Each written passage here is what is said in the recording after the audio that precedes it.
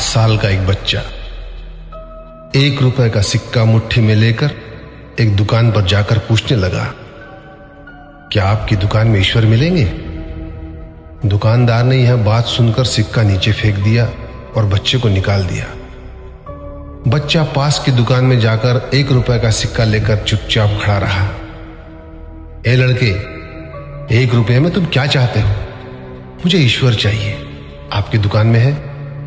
दूसरे दुकानदार ने भी भगा दिया, लेकिन उस अबोध बालक ने हार नहीं मानी। एक दुकान से दूसरी दुकान, दूसरी से तीसरी, ऐसा करते करते कुल 40 दुकानों के चक्कर काटने के बाद एक बूढ़े दुकानदार के पास पहुंचा।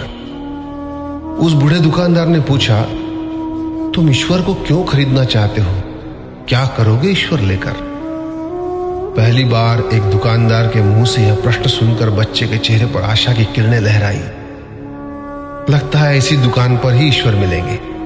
बच्चे ने बड़े उत्साह से उत्तर दिया, इस दुनिया में माँ के अलावा मेरा और कोई नहीं है। मेरी माँ दिन भर काम करके मेरे लिए खाना लाती है।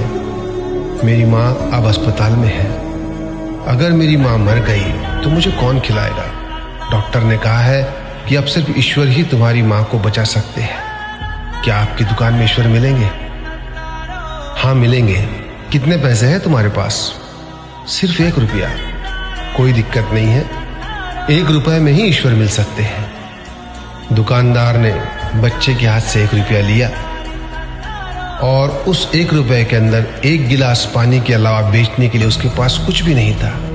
इसलिए उस बच्चे को फिल्टर से 1 गिलास पानी भरकर दिया और कहा, यह पानी पिलाने से ही तुम्हारी माँ ठीक हो जाएगी। अगले दिन कुछ मेडिकल स्पेशलिस्ट उस अस्पताल में गए। बच्चे की माँ का ऑपरेशन हुआ और बहुत जल्दी ही वह स्वस्थ हो गई। डिस्चार्ज के कागज पर अस्पताल का बिल देखकर उस महिला के होश उड़ गए। डॉक्टर ने उन्हें आश्वासन देकर कहा, टेंशन की कोई बात नहीं है।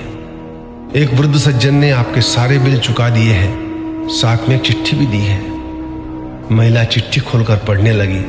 उसमें लिखा था, मुझे धन्यवाद देने की कोई आवश्यकता नहीं है। आपको तो स्वयं ईश्वर ने ही बचाया है। मैं तो सिर्फ एक जरिया हूं। यदि आप धन्यवाद देना ही चाहती है तो अपने अबोध बच्चे को दीजिए, जो सिर्फ 1 रुपए लेकर नासमझों की तरह ईश्वर को ढूंढने निकल पड़ा। उसके मन में यह दृढ़ विश्वास था कि एकमात्र ईश्वर ही आपको बचा सकते हैं। विश्वास इसी को कहते हैं। ईश्वर को ढूंढने के लिए करोड़ों रुपए दान करने की जरूरत नहीं होती। यदि मन में अटूट विश्वास हो तो वे 1 रुपए में भी मिल सकते हैं। आइए इस महामारी से बचने के लिए हम सभी मन से ईश्वर को ढूंढें, उनसे प्रार्थना करें। आपका दिन शुभ हो।